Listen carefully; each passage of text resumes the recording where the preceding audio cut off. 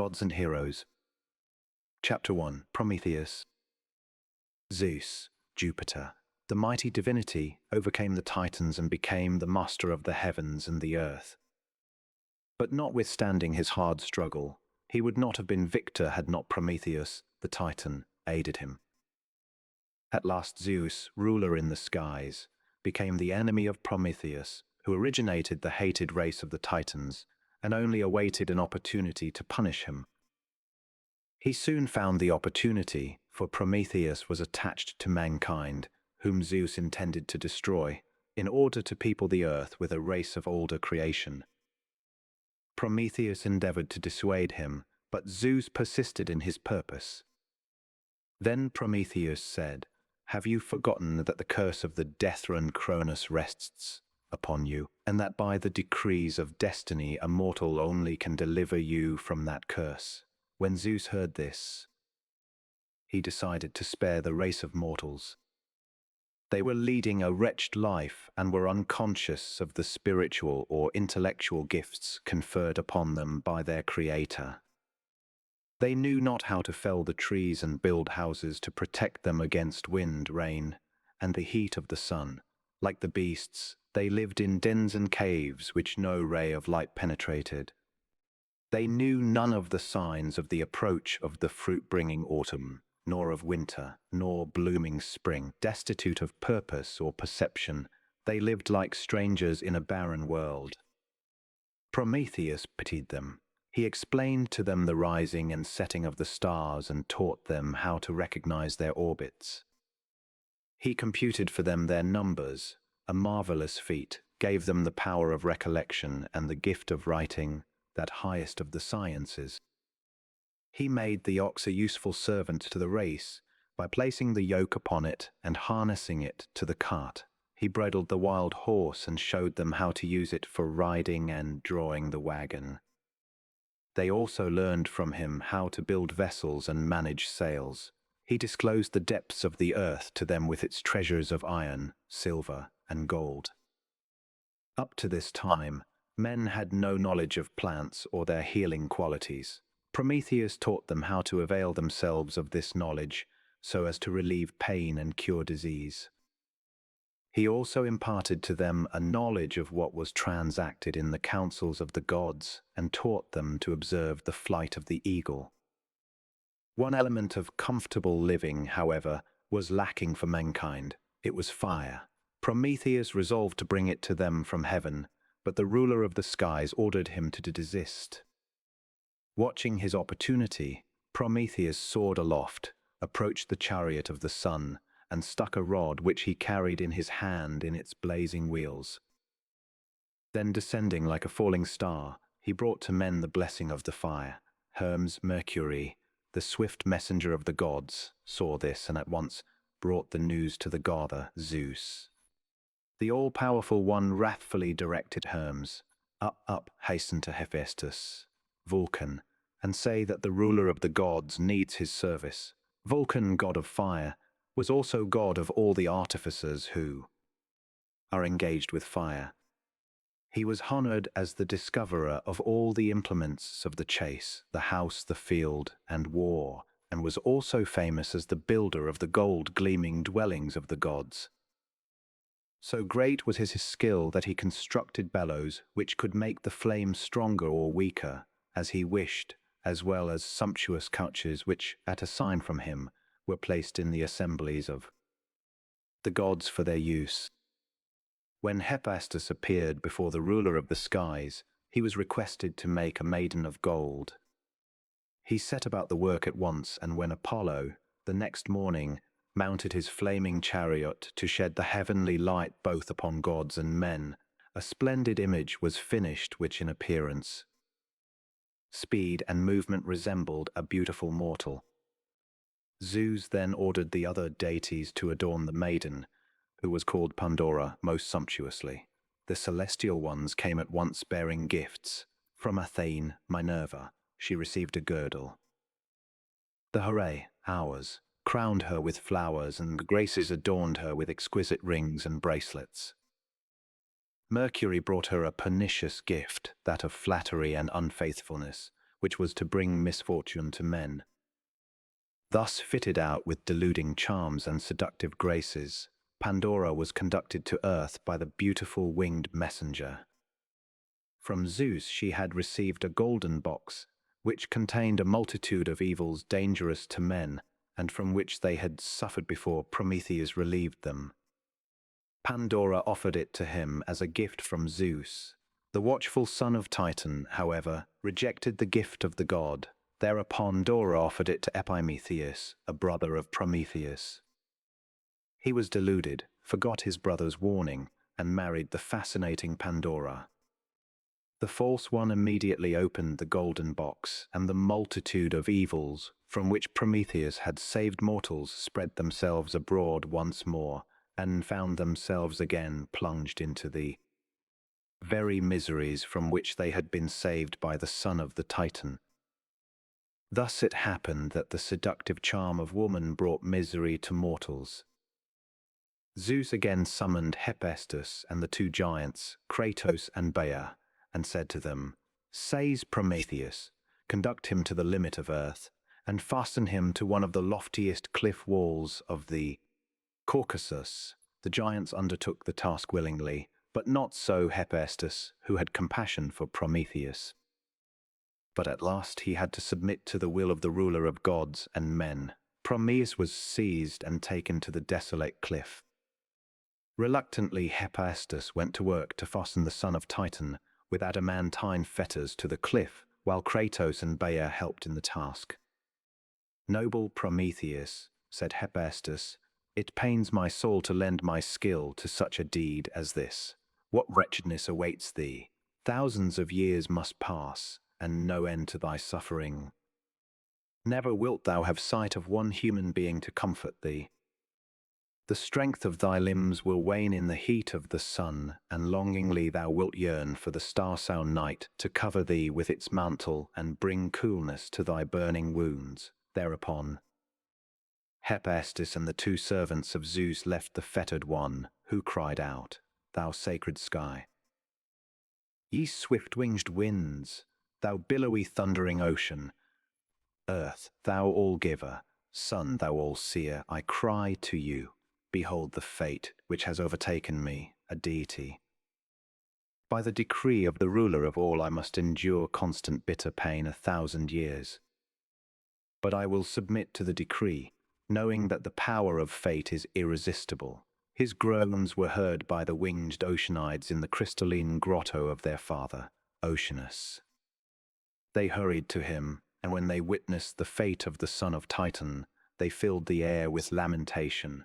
Sorrowfully they turned away. Soon appeared their father, the grey Oceanus, upon his winged sea-horse, inquiring what Prometheus had done that he should be exposed to such a dreadful penalty. When he was told, he promised Prometheus to entreat mercy from Zeus. But Prometheus admonished him, saying, "Well, I know you have always been my friend, worthy Oceanus, but I pray you do not appeal to Zeus for me. It would avail me nothing and only prejudice Zeus against you." Concealing his deep grief in his heart, Oceanus left the tortured one. A long time passed. Zeus, believing that the Titan's obstinate spirit had been broken, sent his winged messenger Hermes to him, who said, "Zeus desires to know what you heard from your brother about that marriage, which, if he enters into it, will sometime precipitate his ruin. You know it and have found how severely he punishes the theft of the fire.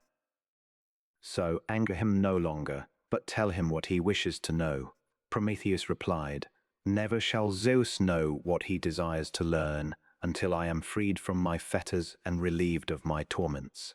Hermes returned to the ruler of the skies and told him that Prometheus, in spite of his unspeakable torments, still remained obstinate. Zeus stormed wrathfully and decided to subject his victim to still more dreadful punishment. All at once black clouds gathered over Caucasus. Fiery thunderbolts, hurled by his hand, shook the lofty jagged cliffs, and the roar of the hurricane filled all the space between the sky and earth. "Wrathful, implacable deity," cried Prometheus, I know this is the manifestation of thy power, but thou canst not move me." Then he heard a fearful bellowing issuing from the depths. The earth shook, and great waves hurled themselves upon him and the cliff to which he was fastened. A year ran its course, and when finished, Zeus again dispelled the darkness about the cliff, but with no intention of mitigating Prometheus' punishment. On the other hand, he determined to make it harder. He sent a vulture who attacked his body and devoured his liver. This torment was renewed daily, for every night his liver grew again. Zeus also vowed that as Prometheus, being a god, could not die, he should hang on the cliffs of Caucasus forever, and thus it happened through many generations of men. At last the spirit of Titan's son was broken, and he longed for peace and freedom. The other Titans who were once overcome by Zeus and hurled into Tartarus had long regained their freedom.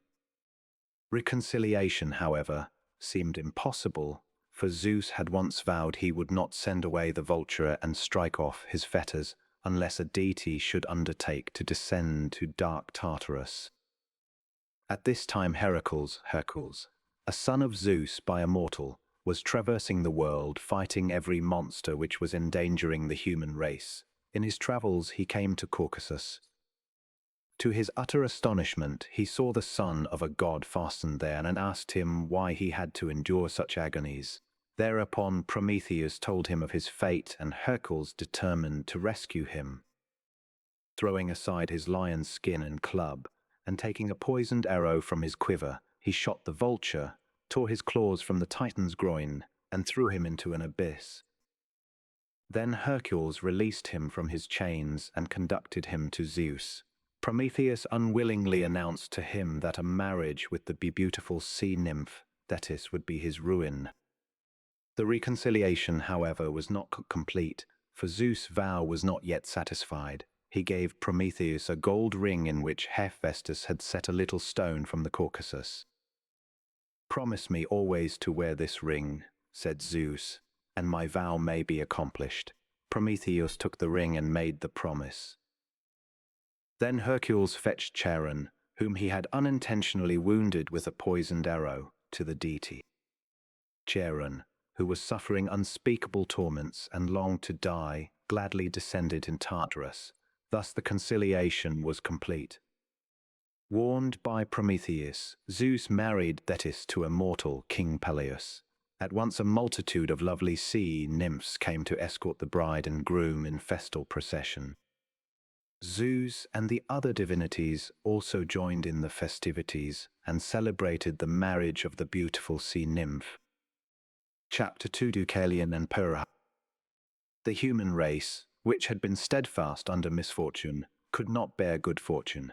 It became sensual, effeminate, and haughty. Zeus heard of this human degeneracy, assumed human form, and betook himself to earth to discover how much of truth there was in these evil reports. He found a worse state of things than he had feared. Every kind of abomination prevailed. At the close of day he went to the palace of Lycaon, king of Arcadia. To those assembled there he gave a sign that a deity was present. They immediately began to pray. Then said the king, "Let us see whether this is a deity or a mortal like ourselves." If mortal, he resolved to slay him in the night. He first of all prepared a banquet for him. He cut the throat of a man who had been sent to him by the people of Molosia to be scourged, took the still quivering members, threw some of them into boiling water, and placed the rest of them upon a spit and held them over the fire. When Zeus saw this, he shook the earth, and at once the mighty castle was in ruins. The king fled in terror to the fields. He tried to speak, but his voice was an awful howl. And as his voice changed, so did his whole body. He had hair instead of garments, and his arms became feet. As a wolf, with eyes glaring, with a longing for blood, and with the action of the wild beasts, he sprang among the herds, and his teeth were covered with the blood of the strangled animals. Zeus not only determined to punish Lycaon, but prepared for the destruction of the whole human race.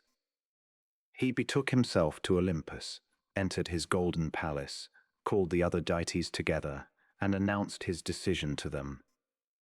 Some approved of it. To others the word of their master caused pain, and they said, "Who will build us sacrificial altars in future?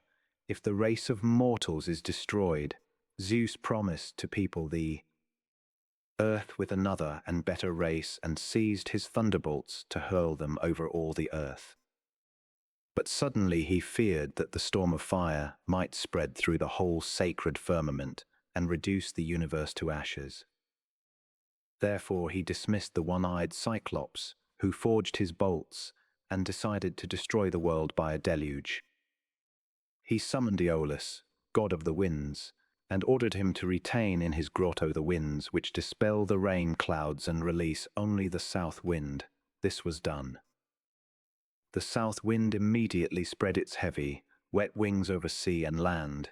Its foreboding face was concealed by the night. Mists covered its brow. Its heavily waving beard dripped with rain, and from its curls torrents of water poured down. Zeus pressed the cloud with his broad hand, and at once the thunder resounded through immeasurable space.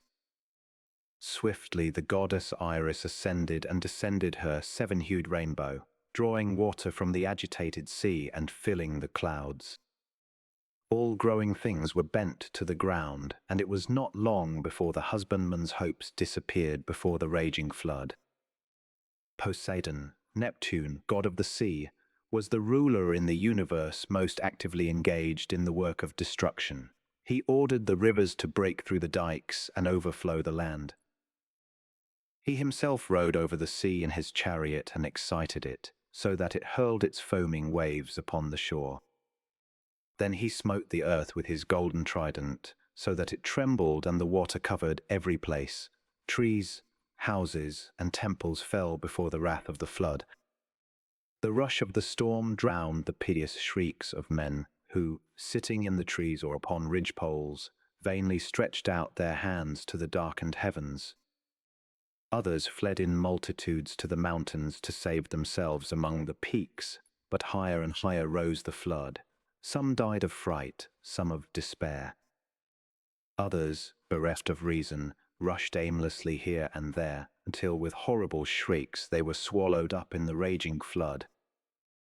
The waters soon flowed over the tops of the highest mountains, and only the sky and water were visible. Here and there men rowed in boats, and tigers and lions vainly sought to save their lives by swimming. The sheep were in no danger from the wolves when the flood swept among them. Every animal perished. Even the birds, which can remain long in the air, at last sank with tired wings into the water. Only one place was free from water, the heights of Parnassus, which tower among the clouds. There a small boat was caught in which were Deucalion, king of Thessaly, and his spouse. They lifted their voices and implored a nymph dwelling in a grotto nearby to save them. Zeus saw them clinging to the wall of the height, and knowing that they were the only God-fearing ones among the thousands who had perished, decided to let them live. So the winds following the rain clouds were checked, and the blue sky smiled once more, and Apollo ascended in his flaming chariot. Poseidon stilled the sea. He gave a signal with his trident, and the vast tide ebbed. Then he called his son Triton, ruler of the depths of the sea, who dwelt there in a golden house with his mother Amphitrite.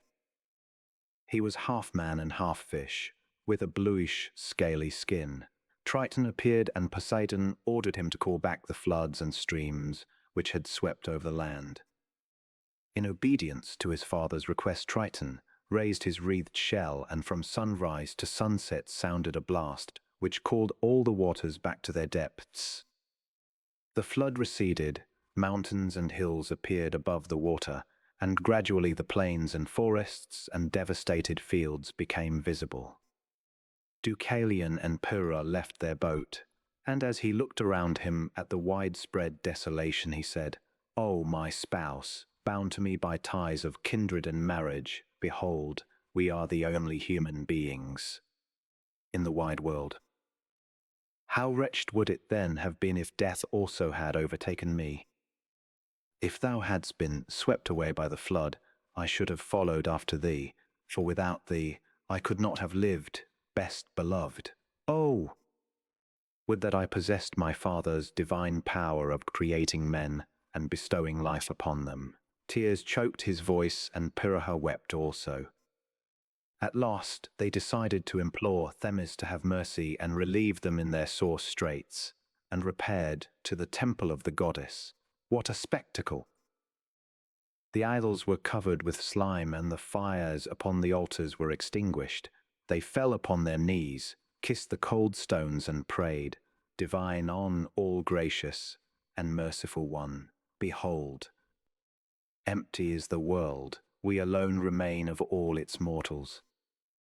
Oh, pity us, and let us once more live among people like ourselves."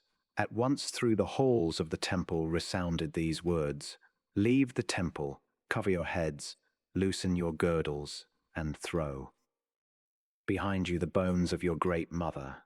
They were mute with astonishment for a time, but at last Purha said with trembling voice, "Be not angry with me, O goddess, that I cannot throw my mother's bones behind me.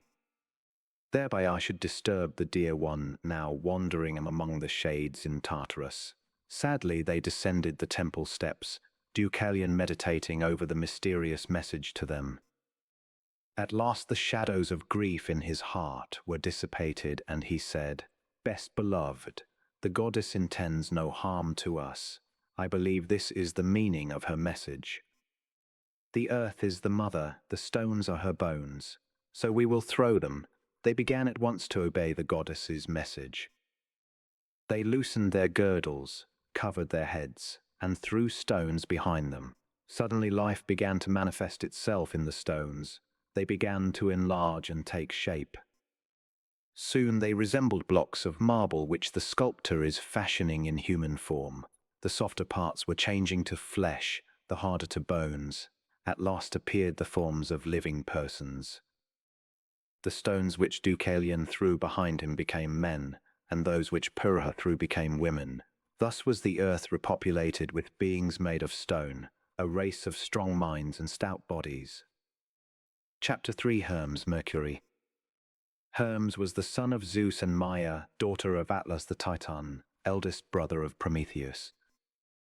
His divine descent was revealed on the very first day by his extraordinary shrewdness and ingenuity, for he arose at noon from his cradle and hurriedly left the dark grotto as mother.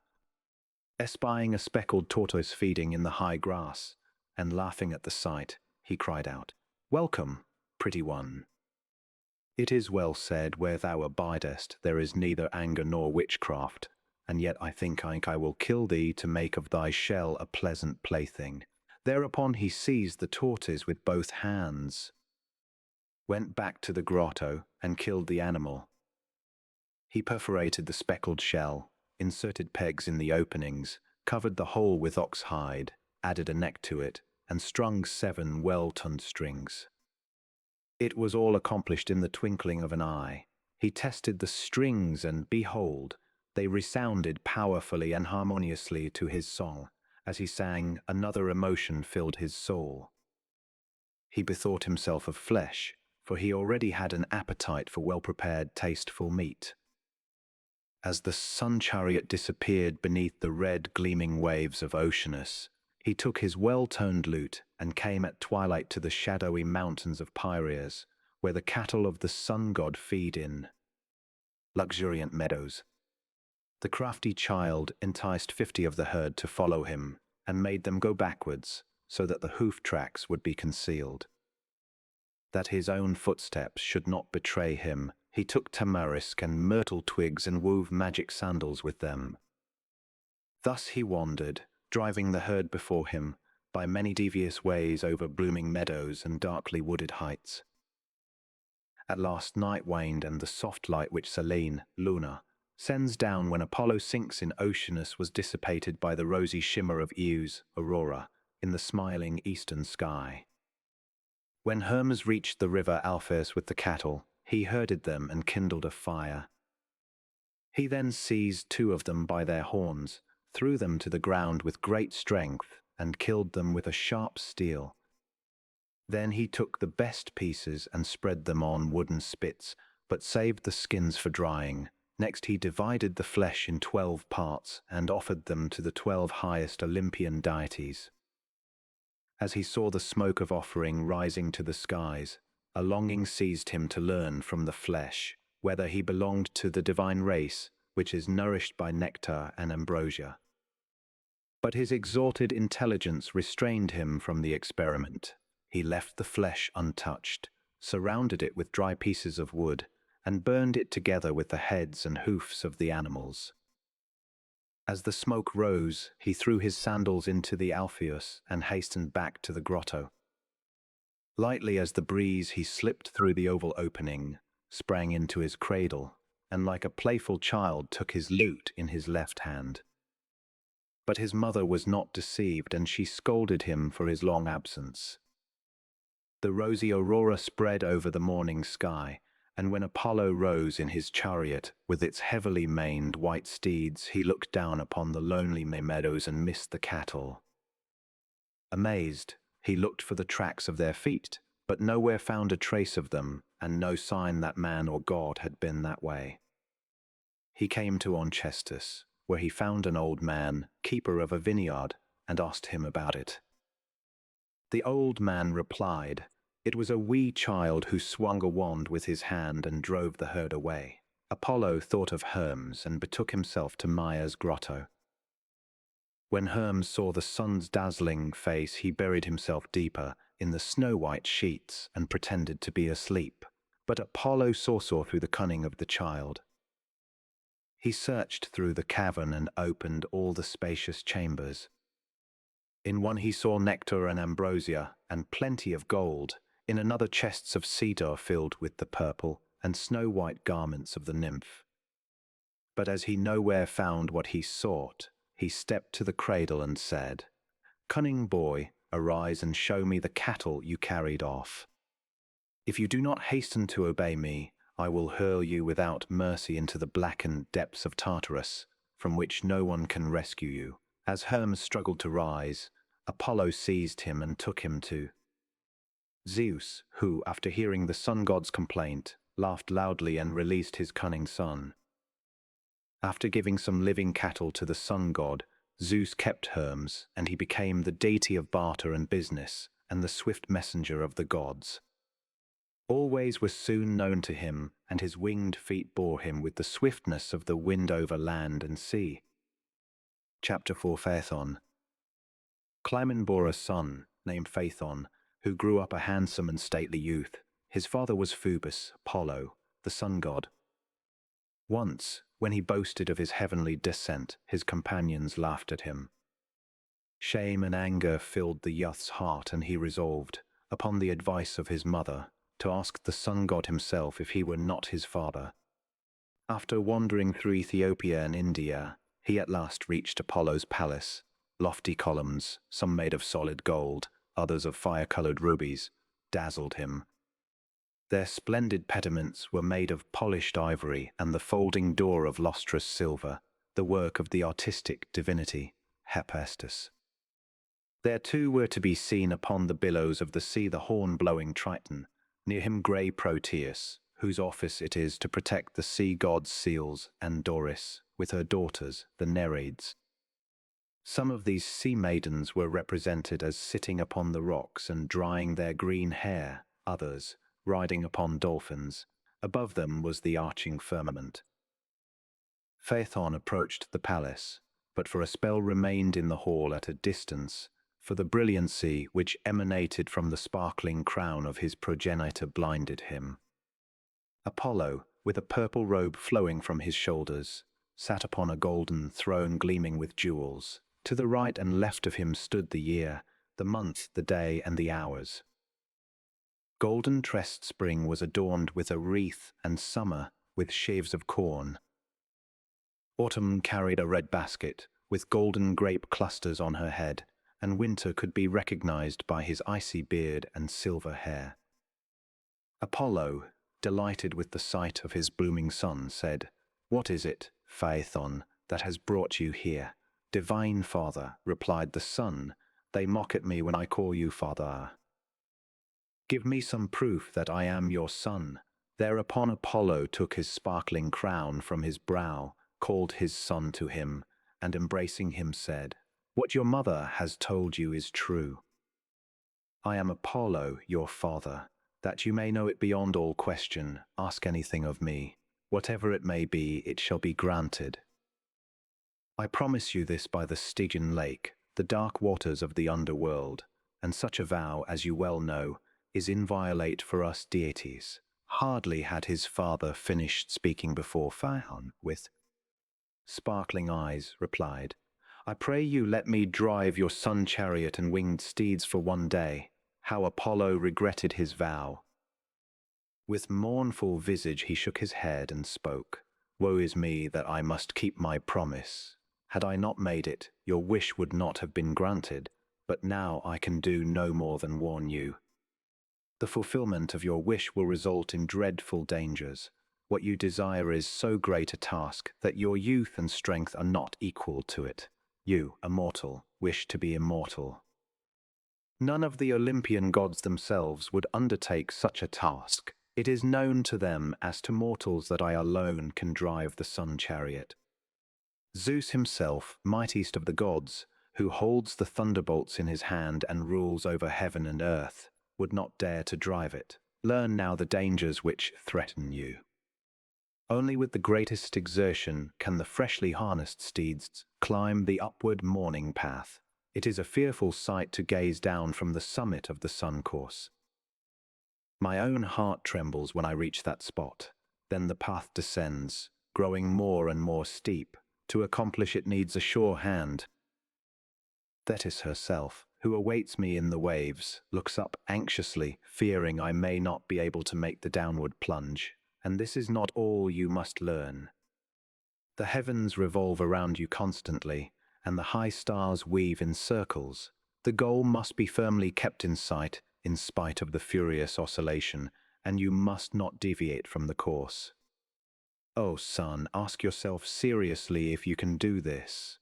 Think of this too. Far otherwise will the sky appear to you than it does from the earth. You will not journey to cities nor to groves with lofty temples, but you will encounter apparitions of wild animals, at sight of which the blood of a mortal will turn to ice. How can you manage these ungovernable fire steeds, which I can hardly bridle, so great is their strength? Therefore, O son, abandon your wish. There are so many things in heaven and earth better worth asking, which I can give you. The granting of your wish means your destruction. The deity's warnings were useless. Phaethon repeated his request. As Apollo was bound by his vow, he led the youth to the sun chariot, which was a gift from Hephaestus. The axles were golden, as well as the shafts and the rims of the wheels, but the spokes were of solid silver. The shafts and the harness glittered with chrysolite and other precious stones. While Phaethon was gazing at the chariot in astonishment, Zeus opened the purple door leading to the halls in which the flowers of heaven at all times bloom. The stars disappeared. The morning star, last of the gleaming choir, faded and finally was lost to view. When Selene Luna had sunk beneath the sea, Apollo summoned the blessing-giving hours whose duty it was to harness the steeds to the sun chariot. With light step the rosy divinities betook themselves to the hall, loosed the white steeds from their marble cribs, filled with ambrosia, led them to the chariot, and placed their trappings on them, while Apollo besmeared his son's face with a sacred ointment so that he should not be blinded.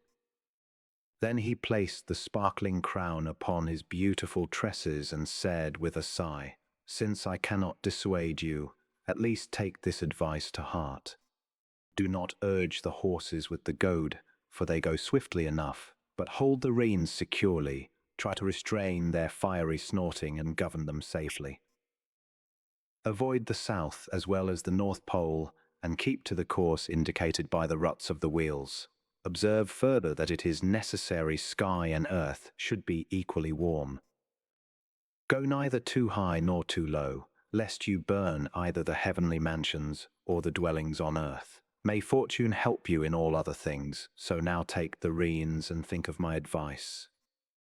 It would be vastly better for you to desist from your ruinous folly, that I today, as usual, may furnish light for men and gods." During these last words, the headstrong youth mounted the chariot and took the reins from the hands of his sorrowful father. The neighing of the steeds filled the atmosphere. They champed their bits and stamped. When Phaethon pulled the reins, they flew with the chariot. They soon outran the swift winds, clove asunder the morning clouds, and the vast, immeasurable universe lay before Phaethon's gaze. The chariot swung from side to side as the load was too light. When the steeds noticed this, they took to wild flight and left the usual course. The youth was overcome by fear. How could he find the course again? Not once, but many times he sought to free the tangled reins. Upward went the chariot. When Phaethon looked upon the height of the sky, a panic seized him, his knees trembled, and all grew dark before his eye. Now he repented that he had not heeded his father's warnings, but it was too late. He was hurled about like a dismasted vessel in raging waters. He knew not what to do. He had already traversed a great part of the sky, but endless was the expanse which still lay before him. In despair he looked ahead and behind. He still held the reins, but he no longer made any effort to direct the steeds. A great terror awaited him as he suddenly beheld frightful apparitions above him. Terrified by them, the steeds ran still farther from the course, dragging the swaying, cracking chariot after them. The elevated plains of earth took fire. Broad fissures appeared in the ground, the forest disappeared in a furious sea of flame, and a luminous dust arose from the meadows and harvest fields. Cities and their people were destroyed. Fiery clouds swept over places teeming with life shortly before. The mountains were masses of seething fire. Phaethon, gazing about, saw nothing but flames. Higher and higher they rose, and at last the sun chariot was surrounded by clouds of hot moisture. Phaethon no longer knew where he was. Then, so says the myth, the terrified nymphs fled, mourning over their fountains and waters destroyed by fire. The earth became such a vast chasm that the glare of the fire was reflected in Tartarus, and the gods of the underworld were terrified. The sea itself retreated from its shores, its bed rose, islands appeared where there had been none, fishes and seals lay dead upon the banks. The sea nymphs fled with Doris and Nereus to a cool grotto, where the air was so glowing that Poseidon had to plunge in water the arm with which he raised his trident to try and hurl Phaethon down. When Zeus beheld what was happening, he pitied the dying world. With a thunderbolt he killed the audacious charioteer. A lock of his hair, taking fire, floated down like a falling star. The terrible bolt frightened the steeds. The chariot broke an axles, spokes, and fragments of the wheels flew in all directions. Phaethon fell into the river Eridanus, and the naiads of the stream came to bury his body. Apollo, who had seen all that happened to his son, sorrowfully veiled his face. Chapter 5. Orpheus. Orpheus was the hero singer of the Thracians, who in the ancient times dwelt at the foot of the mountains Olympus, Parnassus, and Helicon. He was the son of Apollo and the muse Calliope and the husband of Eurydice. His name became so celebrated among later poets that his power of song was said to have produced most marvelous effects. When he struck his lute, the fable says, the lions of the forest fawned upon him like dogs, rivers halted in their course, and the trees and rocks listened to him. He accompanied the Argonauts on their expedition and accomplished by his music many marvelous escapes for them.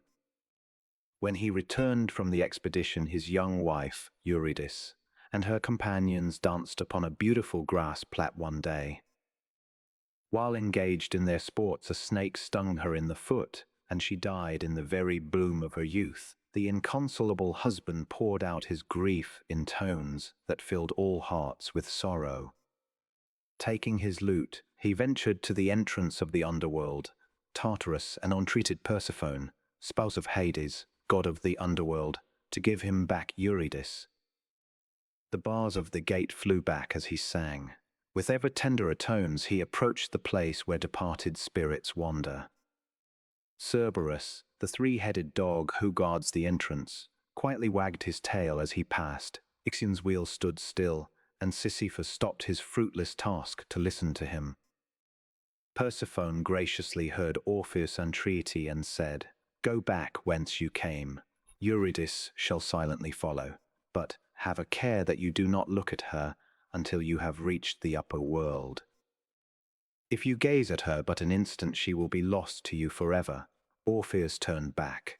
He had not yet seen her. Would she follow him or not? A goddess surely would not deceive him. But he heard no step behind him.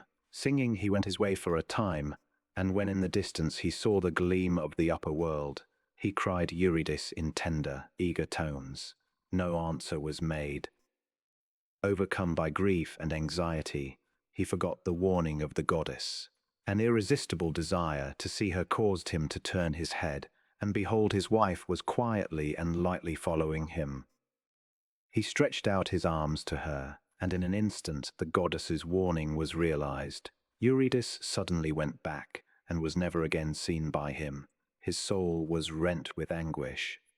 He wandered despairingly with his lute in the Thracian forest, where he found among the rocks a swarm of Menides, those creatures who foregather at the festivals of Bacchus, and, excited with wine and wild debauches, go through the woods inciting everyone to attend the revels, which are given in honor of that divinity.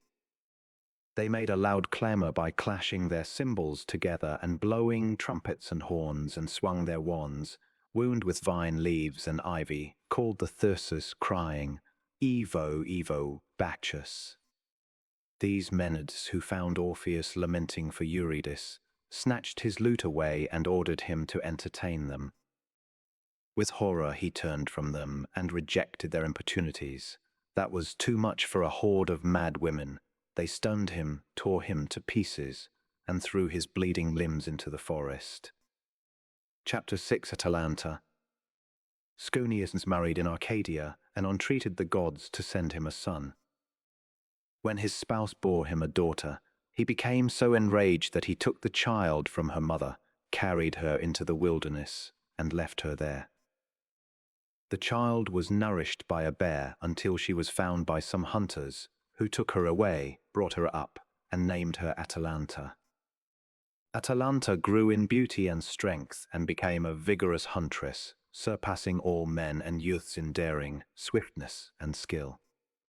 Like Artemis, she chose to live unmarried and paid no attention to the youths who solicited her hand. When hard pressed, she at last made this condition: he only should have her as wife who surpassed her in running, but those who were defeated should die. Hard as the condition was, the beauty of the maiden attracted a crowd of suitors. Among them was Hippomenes, who came not to take part in the race, but to deride the youths who would risk their lives by such folly. But when the race began and he saw the beautiful huntress, he himself was smitten with love and hoped that none of the youths would win the prize, so that he might take Atalanta home as his wife. The race was finished. The maiden returned with the wreath of victory on her head, but the youths were taken away to suffer death. Then Hippomenes stepped forward and said, "It was not much glory, O Atalanta, to surpass those. Now I wish to race with you. Should fortune favor me, it will be no shame for you to be beaten by one who is great-grandson of Poseidon, god of the waters, and whose courage is not inferior to his skill. But should you win, your name will be honored in future days."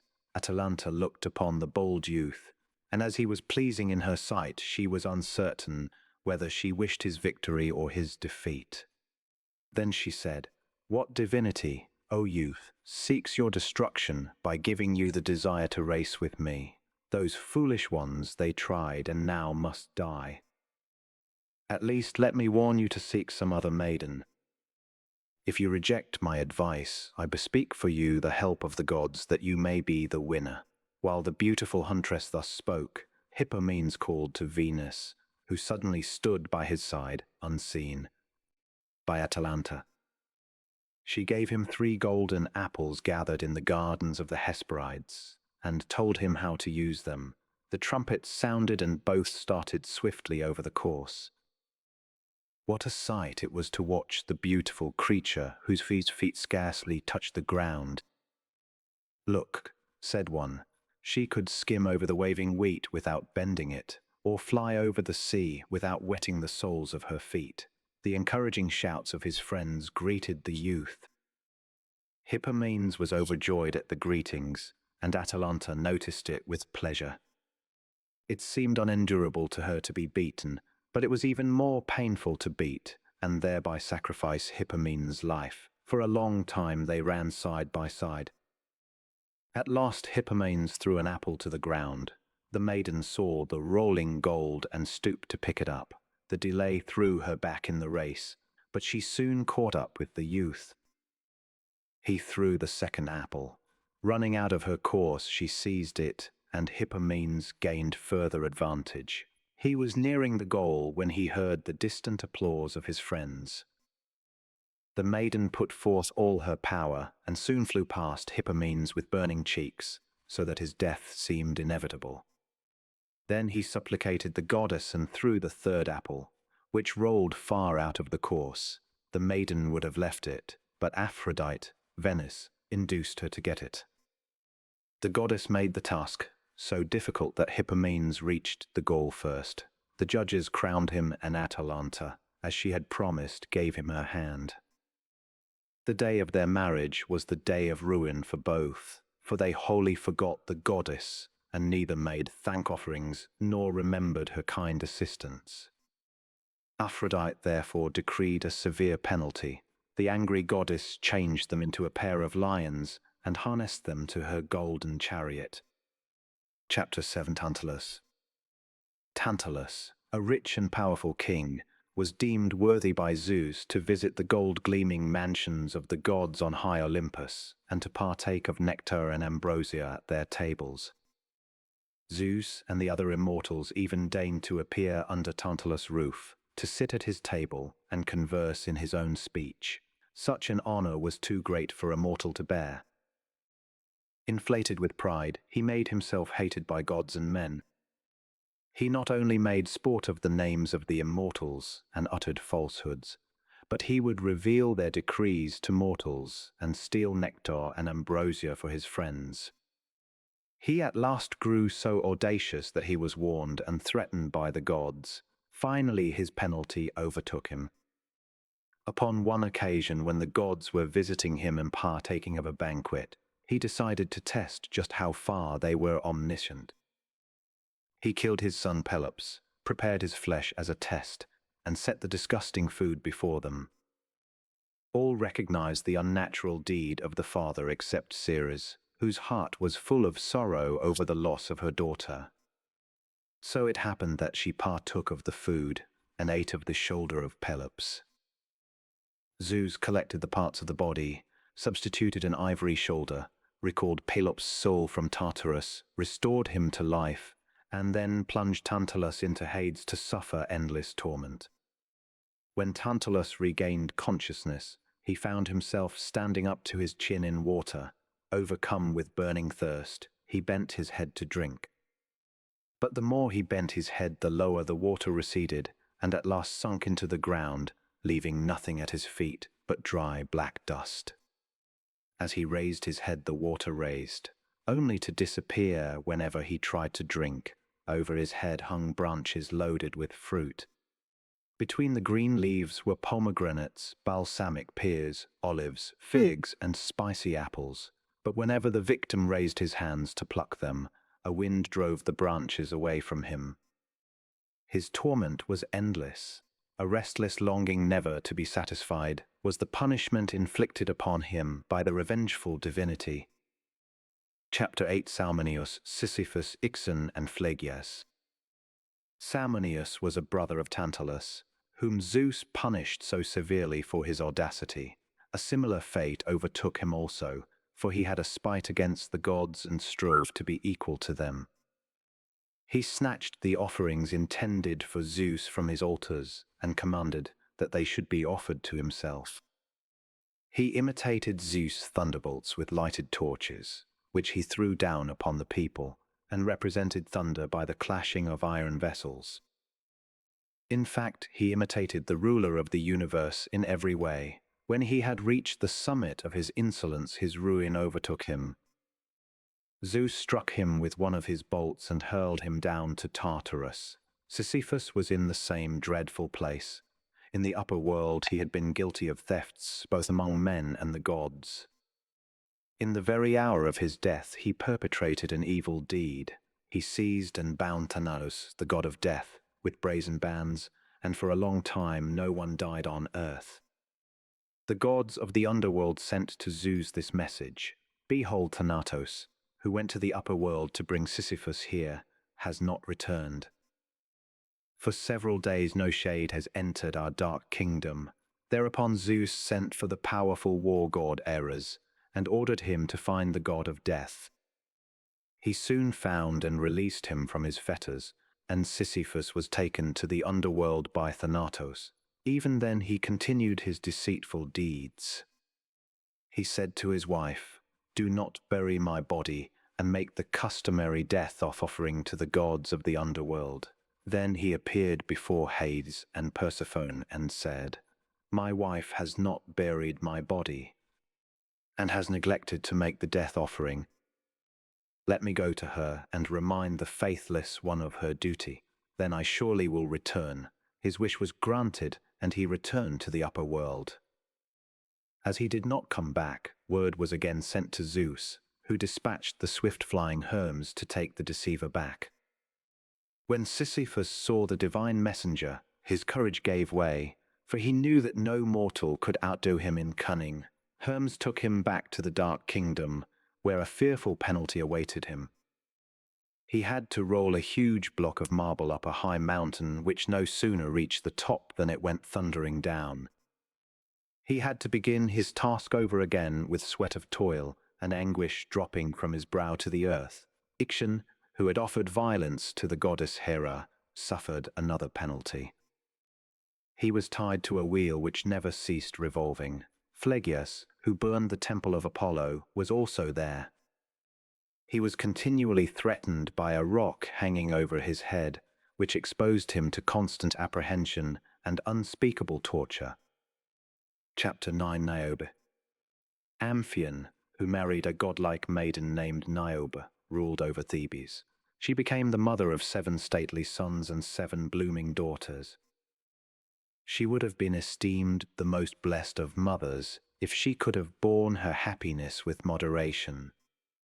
Her husband Amphion was well nigh equal to the divine singer Orpheus in song and lute playing, while in possessions and power she surpassed most princesses of her time. But more than all else she prided herself upon her children.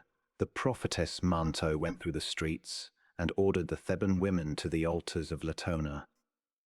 "Arise, you women," she cried, "twine your tresses with fresh laurel and bring fragrant incense for the mother of Apollo and Diane." The women immediately assembled at the altar of the goddess and supplicatingly scattered incense in the sacred flames.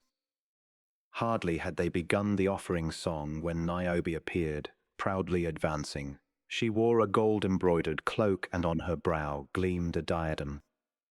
Standing before the altar, she raised her head proudly and said, "Foolish ones, would you honor Latona and refuse incense at my altar?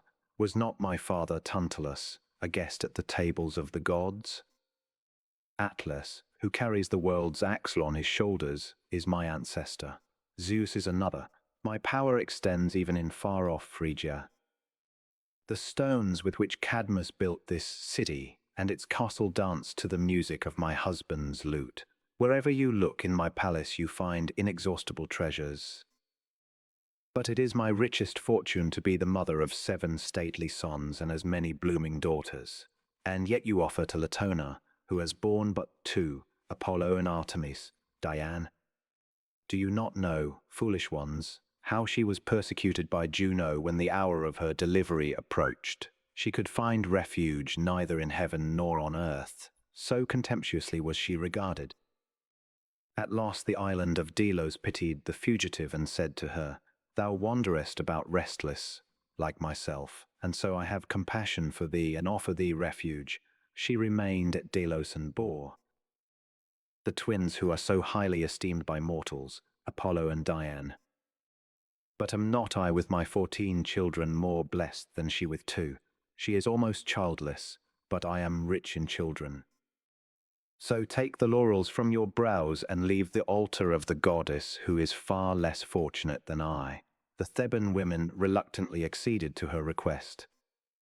Holding their wreaths in their hands, they stole away, but did not forget to supplicate their goddess in light murmurs. Latona was angry at the insult which Niobe offered her. She called her children Apollo and Artemis and said to them, "Behold, my children, how that woman has dishonored me, and how the Theban women have forsaken my altar," while the goddess was requesting them to avenge her shameful treatment. Apollo interposed and said, "Say no more, divine mother, your wrongs shall be speedily righted." Artemis said the same. Thereupon they betook themselves to the castle built by Cadmus. Nearby they found the fields covered with the tracks of horses which Niobe's sons were driving about. Suddenly Ismenos, the eldest, cried out in agony. Behold, his heart was pierced with a silver arrow shot by Apollo from a cloud with his unerring bow. The youth paled at the sight, and his gold-mounted bridle dropped from his hands. He raised his head again and fell, dying, from his horse. When Cipylus saw this, terror seized him and he sought to escape. But his fate overtook him. The arrow was shot at him with such skill that it pierced his throat. Plunging forward, his blood ran down his steed's white neck, and a moment after he fell lifeless to the earth, 2 sons skilled in the ring stood breast to breast, and the same fatal arrow pierced both. Alphona, seeing them fall, threw himself upon them with loud lamentation. His death came quickly, for his body was also pierced by an arrow. His moans had hardly ceased when Damasichthos fell wounded in the knee. While trying to stanch the wound, a second arrow pierced him, and he sank dead to the earth. The youngest of the sons, Ilioneus, alone remained.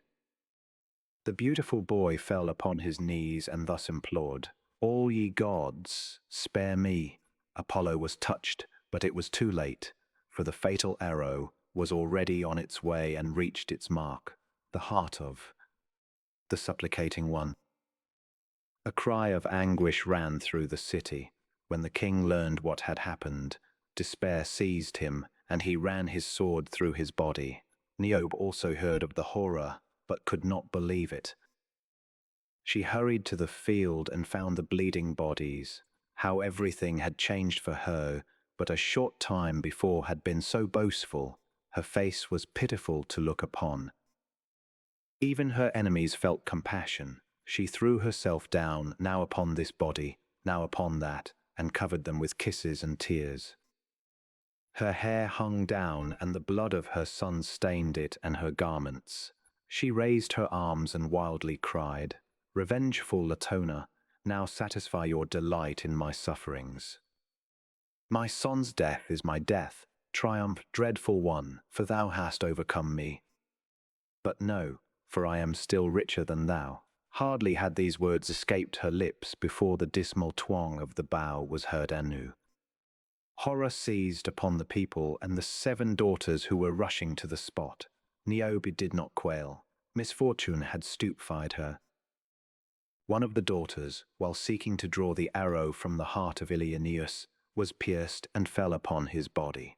Another, while consoling her mother, fell dead. Thus one after the other was killed until only the youngest was left. She fled to the lap of her mother, who covered her with her cloak. "Only this one is left to me, implacable one, only this one," exclaimed Niobe in despair. The death cry was heard, and she held in her arms a bleeding body. The mother sat amidst her murdered children, rigid with sorrow. Her face was like white marble. Her tongue clove to the roof of her mouth. The blood stood still in her veins. Her whole body turned to stone. A storm swept past with a frightful roar.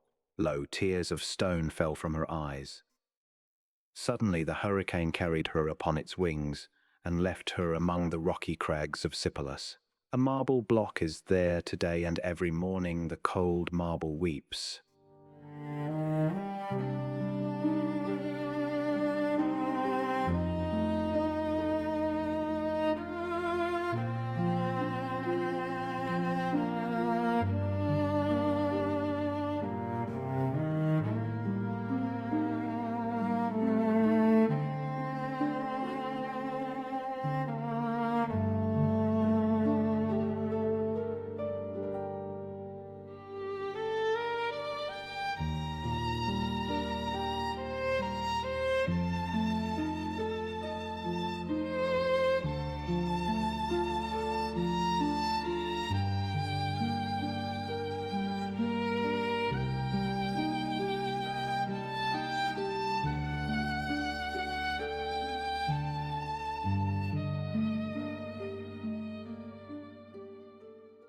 Chapter 10. Bellerophon. Bellerophon, grandson of Sisyphus, received from the gods both beauty and manliness, but the heavenly gifts wrought his ruin.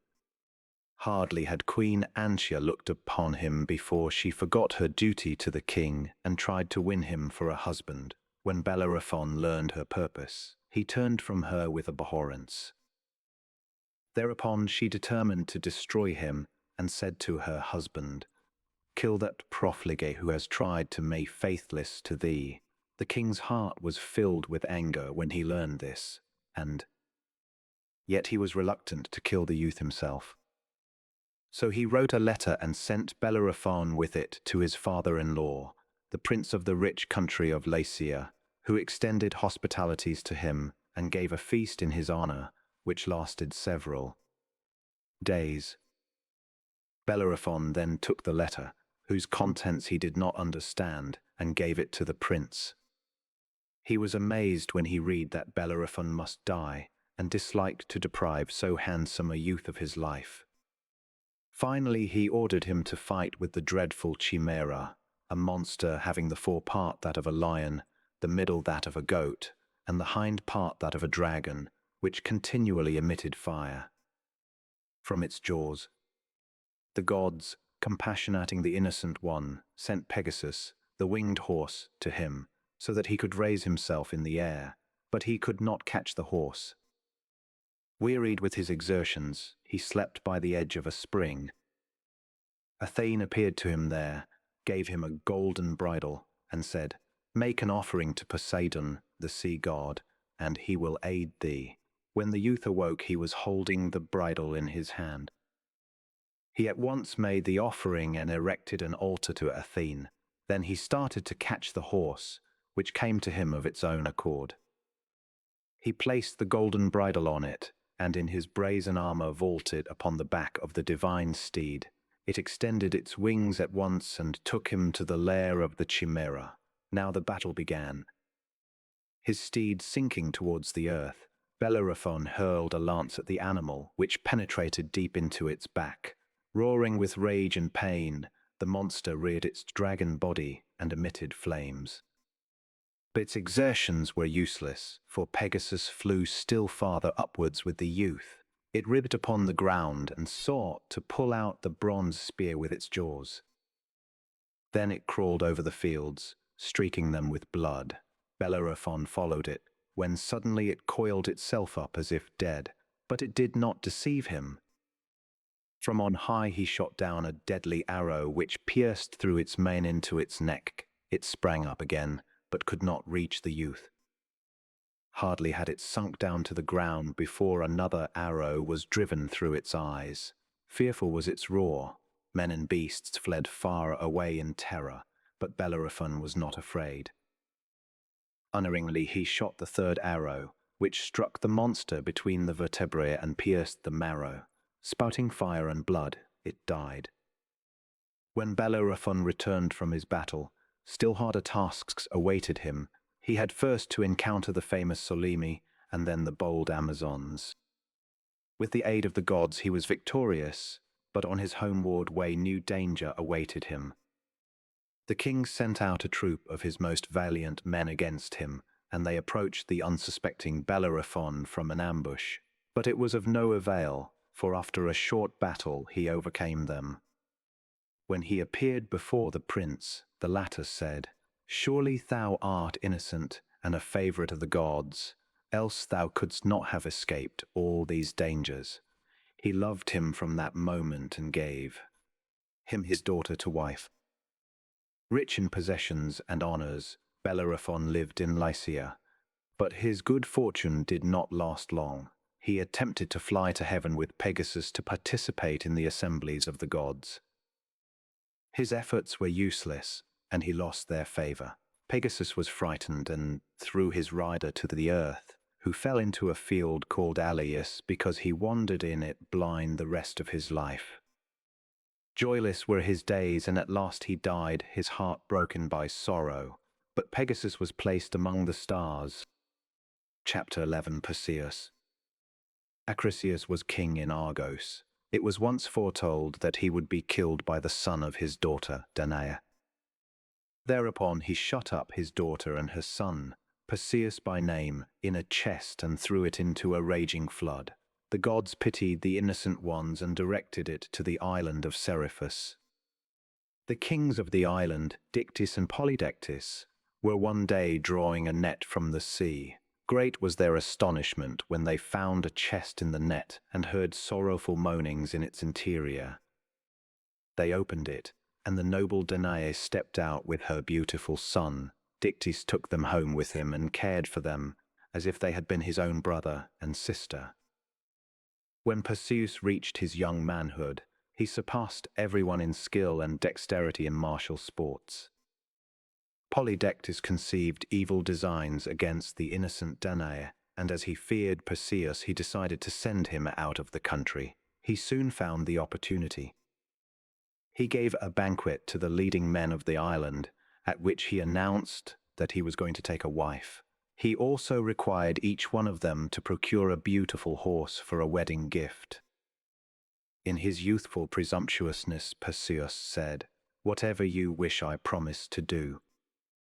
Even should you request the head of the Gorgon, I would procure it for you." The king replied, "Bring me the Gorgon's head, but know this, if you do not keep your word, your mother Danae shall make compensation." Troubled in mind, Perseus went to the seashore and confided his fears to the waves. Hermes, the divine messenger, at once appeared and promised his assistance. He conducted him to the house of Night in the extreme limits of the earth, where there is neither the golden light of the sun nor the mild lustre of the moon. The daughters of Phorcus, the monster who were grey at birth, dwelt in that fearful darkness. They had but one eye and one tooth, common to them all. The fearless Perseus snatched from them both eye and tooth. They raised a frightful clamour and implored the youth to restore them. "It shall be done," said Perseus, "if you will show me the way to the nymphs." They did so, and he returned them. From the nymphs he received the cloak of Pluto, the winged shoes of Mercury, and the shield of Minerva. He donned the cloak, which rendered him invisible, and fastened the winged shoes to his feet. Hermes gave him a sword. Then he rose in the air with his winged feet, and in a trice reached Oceanus. There dwelt the sisters, the terrible Gorgons, whose heads were covered with snakes. The chill of death struck those who looked upon them, their breath left them, and they turned to stone. The monsters slept with their faces turned downwards. As Perseus courageously approached with his drawn sword, Hermes and Athene suddenly stood at his side, instructing him how to begin so as to keep his word. "Advance so you do not see the faces," said they, "lest they turn you to stone. Draw your sword only against the middle one of the Gorgons, the Medusa, for she alone is mortal. When you have recognized her, raise this gleaming shield in which her face will be mirrored." After these words, the immortals left the youth. Approaching nearer, he saw the figure of the Gorgon on his shield. He raised his sword and struck off her head. He then seized it by the snaky hair, fastened it to his shield, and hurried away. The two living Gorgons awoke and swept the air with their wings, but could not catch the youth as the cloak of Pluto hid him from their sight. On his way back, Perseus came to Ethiopia. The people there were in great trouble, for a dreadful calamity had happened to them. The water of the sea was in flood and had brought with it a monster, which devoured men and animals. The oracle was consulted and gave this answer: only when Andromeda, the king's daughter, is given to the sea monster for food will the flood abate, although the noble maiden was greatly beloved. There was a universal demand to offer her up and save the country. Andromeda was thereupon taken to a rock and securely bound to it. Flying through the air, Perseus saw the maiden. He immediately descended and ascertained her fate. Then he hastened to the king and asked him if he would give his daughter to him for wife if he freed the country from the monster. The king promised that he would. Perseus betook himself to the shore and awaited the appearance of the monster. It soon emerged from the water and made for the rocks to devour the maiden. Perseus attacked and killed it after a hard fight. The waves of the sea at once receded, and the country was freed from the pest. The king gave the victor his daughter for wife, and a great festival was held in his honor. After some time had elapsed, Perseus bethought himself of the promise he had made King Polydectes to bring him the Gorgon's head, and therefore made his way with his wife to the island of Seriphus, where Polydectes ruled in common with his brother. How astonished Polydectes was when he saw the hero returning whose death he had wished. Perseus held the head of Medusa before the king. The sight of it turned him to stone instantly. When Polydectes had thus been punished, Perseus gave the Medusa's head to Athene, who fastened it in the middle of her breastplate. The shield, cloak, and shoes he gave to Hermes, who returned them to the nymphs. Perseus now went back to Argos, his homeland. When Acrisius heard he was approaching the castle, he fled to the Pelasgians. Perseus followed him and found him there. He implored him to return with him to Argos and promised that he would do him no harm. This reassured Acrisius, and he agreed to follow him. On the day fixed for their departure, a contest was arranged by the Pelasgians in which Perseus took part. He engaged in disc throwing, and Perseus struck his grandfather upon the foot with the disc, which led to his illness and death. Thus the prophecy was fulfilled. Perseus lived long and happily with his wife Andromeda, who bore him 6 sons and 2 daughters. Chapter 12. Cadmus. Agenor, hearing of the extraordinary abduction of Europa, called his son Cadmus to him and ordered him to bring back the maiden or never again enter his house. Cadmus wandered over the earth for a long time, but could nowhere find his sister. As he did not dare to venture home without her, he consulted the oracle and asked where she might dwell. The oracle replied, "In a lonely field you will find a young steer which has never worn a yoke. Follow it, and where it lies down in the soft grass to rest, there build a city. It shall be called Thebes, and the country round about, Boeotia." Cadmus left the cave in which he had heard the voice of the deity and soon found the steer, which had never worn a yoke. He followed it with his companions, humbly supplicating Apollo. The steer led him afar, but at last stopped, turned its head towards him and his companions, and loudly lowed. Then it laid down in the soft grass. Cadmus knelt down, kissed the soil, and greeted the surrounding fields, mountains, and forests. Then turning to his companions he said, "Arise, and bring water that we may make an offering to Zeus, the all-powerful." There was a forest nearby which had never been touched by the axe. In the center of this forest they found a cavern, grown round about with bushes, from which an abundance of water gushed. This cavern was the lair of a dragon. The body of the monster was swollen with poison. Fire darted from its eyes. Its crest gleamed golden. Its tongue was thrice cloven, and there were triple rows of teeth in its jaws. As the men, suspecting no danger, made their way through the forest, they heard the plashing of water. Joyously they hastened towards it and came to the cavern.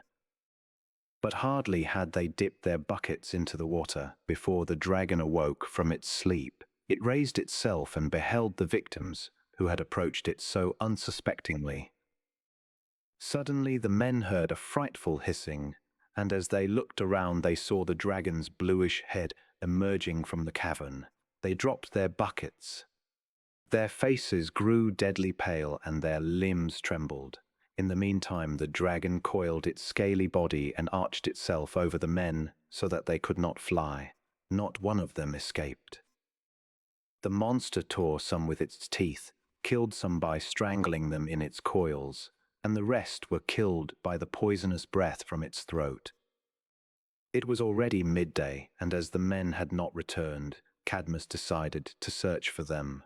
He threw around him the shaggy lion's skin which served for a cloak and donned his glittering helmet. He took 2 spears with him. He had not gone far before he saw the dragon and under it his dead companions, whose wounds the horrible monster was licking. "I will have revenge, or die like you," he cried. He seized a huge rock and hurled it at the dragon with such force that it might have shattered a tower, but it did not harm the monster. The rock glanced from its scaly hide and fell heavily to the ground. Deep into its back he hurled a spear, the point of which penetrated its entrails. The monster reared, bent its neck, and seized the spear with its teeth. It jerked it one side and the other powerfully, and at last tore it out, but it had only taken out the handle. The iron remained sticking in the entrails. In its fury its eyes flashed fire terribly, its veins and throat swelled, and white foam flew from its poisonous jaws. Next it coiled itself with a terrible rattling of its scales, and hurled itself at Cadmus with the swiftness of lightning. Cadmus sprang to one side and plunged his second spear into the dragon's neck. The spear glanced, the dragon turned its neck, seized it, and broke it to pieces. Cadmus thereupon drew his sword and drove it into its neck with such force that it not only ran it through, but also penetrated an oak, thus holding the dragon fastened to the tree. It coiled itself around the trunk and lashed it with its tail until it shook. Cadmus sprang back, for the air was poisonous near the monster. Blood and foam streamed from its neck, and at last it died.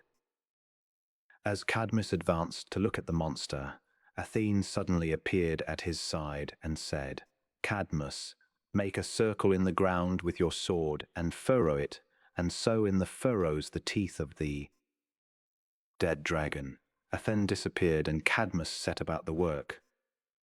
He furrowed the soil with his strong arms, took the dragon's teeth, scattered them in the furrows, and covered them with earth.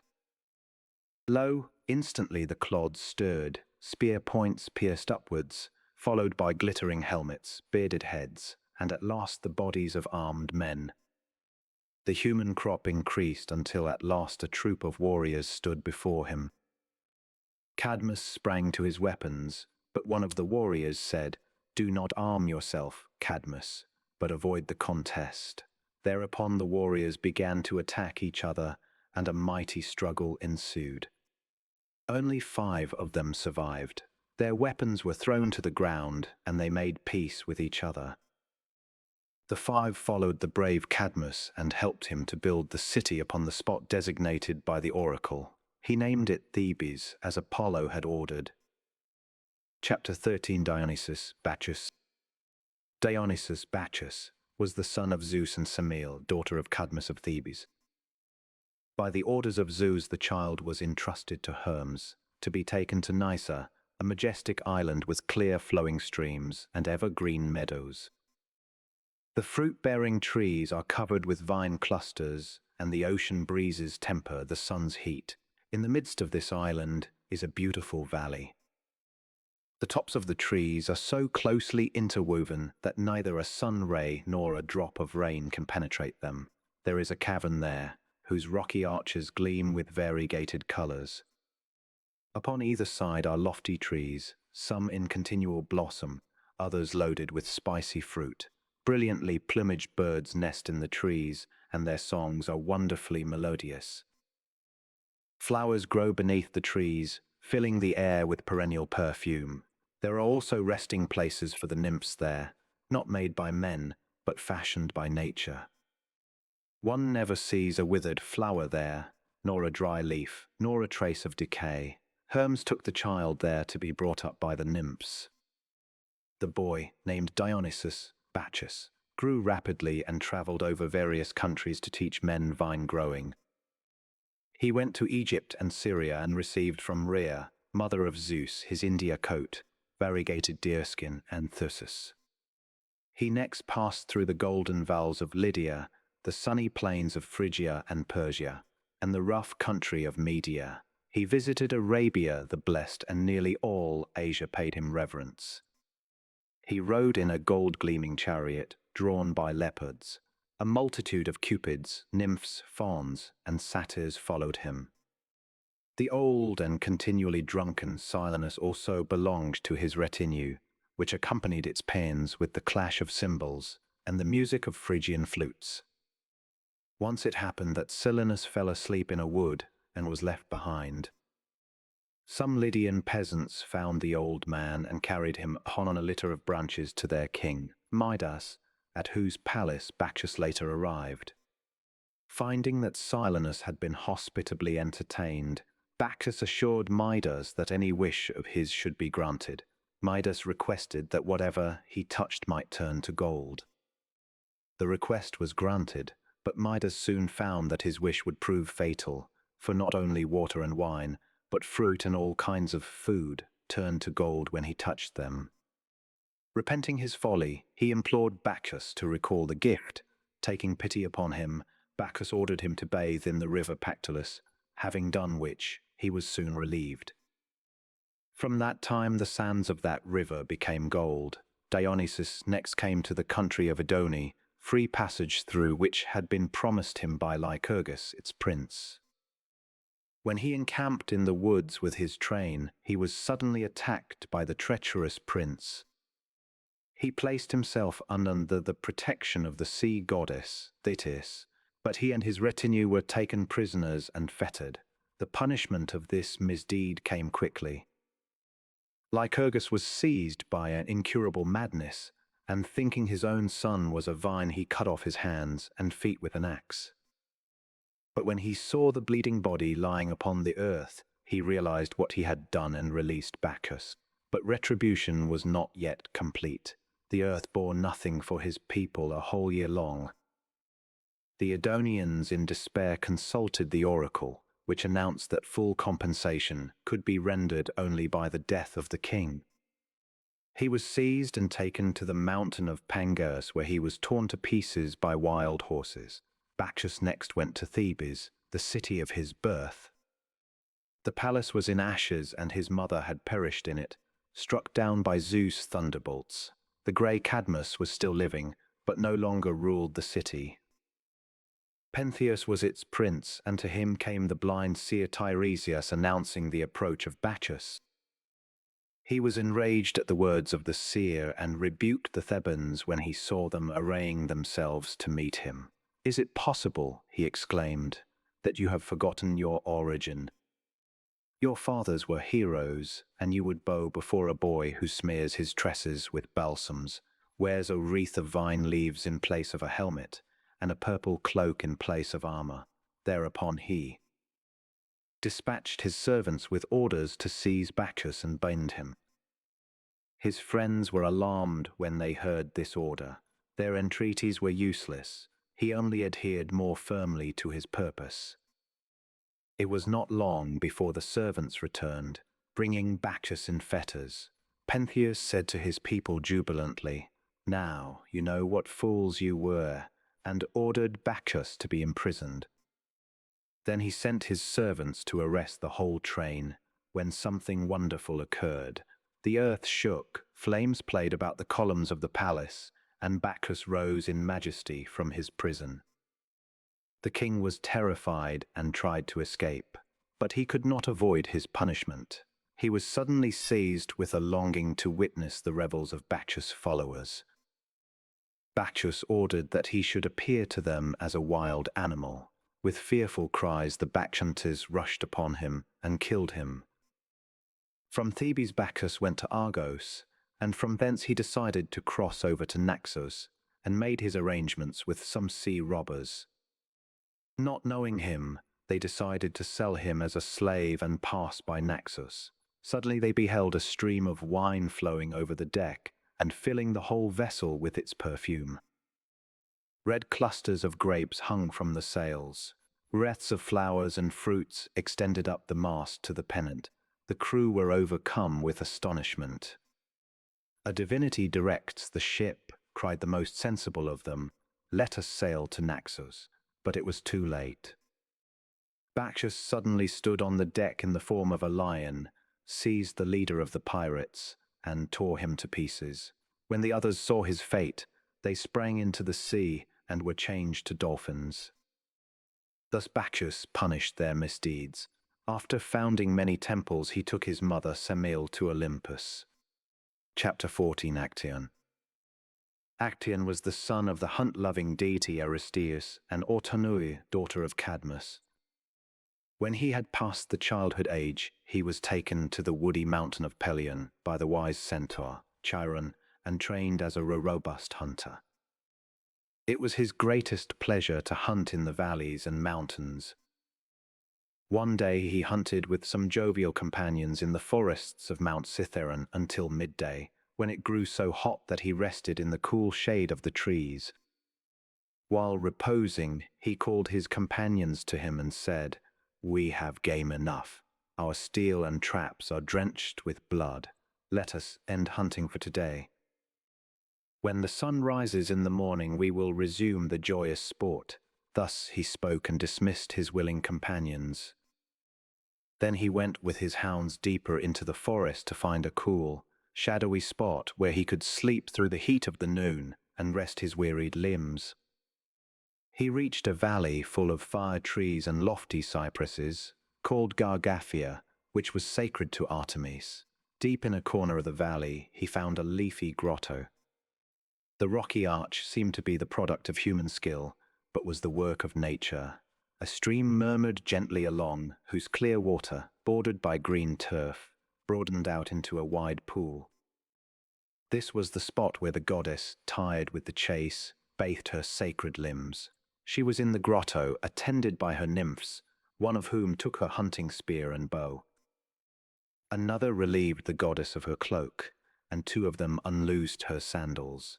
The beautiful Crocale, cleverest of them all, fastened her tresses together in a knot. Then her attendants filled urns with water and poured it over the goddess. While the goddess was thus enjoying her bath, Actaeon approached through the bushes by an untrodden way. Evil destiny led him to the sacred haunt of Artemis' grotto. Unsuspecting any harm, he entered, delighted to have found such a cool resting place. When the nymphs beheld a man, they cried aloud and crowded about their mistress to conceal her with their bodies, but being a head taller, the goddess towered above them all. Her glowing face wore a wrathful look, and her eyes were sternly fixed upon the intruder, who stood motionless, surprised and dazzled by the wondrous sight. It would have been better for the unfortunate Actaeon had he fled at once, for the goddess suddenly bent her head, dipped up water with her hand, sprinkled it over the face and hair of the youth, and said in a threatening tone, "What thou hast seen, now tell to men if thou canst." Hardly had the last word been uttered when unspeakable distress seized him. Swiftly he dashed off, and in his running was amazed by his speed. The unfortunate one did not notice that antlers sprang from his head, that his neck was longer, that his ears were pointed, his arms changed to legs, and his hands to hoofs. His limbs were covered with a dappled skin. He was no longer a man, but had been changed by the wrathful goddess to a stag. As he fled, he saw his image mirrored in the water. "Woe is me," he would have cried, but his voice was mute and no word escaped from his groaning breast. He could only utter a sigh of despair. Tears poured from his eyes, but not upon human cheeks. Only his heart, his old recollection, remained. What should he do now? Return to his grandfather's palace? Conceal himself in the depths of the forest?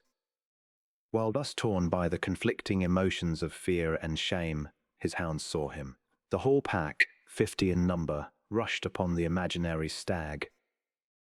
Eager for their prey, they chased him over mountain and valley, jagged rocks and yawning abysses. Thus the despairing one, himself the hunted, fled over well-known regions where he had often hunted wild animals. Twice he would have turned and cried, "Spare me, I am Actaeon," but he was speechless. Baying furiously, the leader of the pack overtook him and seized him by the neck, while all the others rushed upon him and tore him with their sharp teeth. The victim groaned heavily. No stag ever groaned that way, and yet it was not a human groan. Like one praying, he fell upon his knees and in mute anguish turned his face towards his assailants. At this instant his companions, hearing the baying of the hounds, came up. With their usual call they incited the hounds and then shouted for their master, whom they believed was not far away. "Actaeon," rang through the forest, "where art thou? Come and behold this wonderful capture." Thus they cried as the unfortunate victim was killed by the spears of his own friends. After Actaeon had thus wretchedly perished, his hounds began to miss their loved master. Baying and whining, they sought the lost one everywhere, until at last they came to Chiron's cavern. Chiron made a bronze image of Actaeon so much like him that it deceived them. When the hounds saw it, they sprang upon it, licked the hands and feet, and acted as joyfully as if they had found their real master again. Chapter 15. Daedalus and Icarus. Daedalus of Athens was a son of Metion, grandson of Erechtheus. He was the most skillful man of his time, an architect, sculptor, and stone worker. His works were admired in various parts of the world, and his statues were said to live, move, and see. For while the statues of earlier artists had their eyes closed and the hands not separated from the body, he was the first one who gave open eyes to his statues, extended the hands, and represented the feet as walking. But skillful, zealous, and active as he was in his work, he had vices which brought him into trouble. He had a nephew named Talos, who was his pupil, and who displayed even more skill than his uncle and master. He discovered the potter's wheel. He also took the jaw of a snake and copied it in iron, cutting into it a row of continuous teeth, thus inventing the saw. He also invented the lathe and many useful instruments without assistance from his teacher, which made him famous. Daedalus, fearing that the name of his scholar might become more renowned than his own, grew so jealous that he killed the boy by hurling him down from the castle at Athens. While engaged in burying him, he was surprised by the authorities and pretended he was burying a snake. At last he was brought before the Areopagus, charged with murder, and was found guilty. He managed to escape, however, and at first wandered about in Attica, but finally fled to the island of Crete. There he met King Minos, became his friend, and was highly esteemed as a renowned artist. He was chosen to make a house for the Minotaur, a monster resembling a bull from its head to its shoulders, the remainder of its body being like a man, and to construct it so that the monster would be entirely removed from human sight. The inventive genius of Daedalus produced the labyrinth, a structure full of complicated windings, confusing both to the eyes and feet of those who entered it.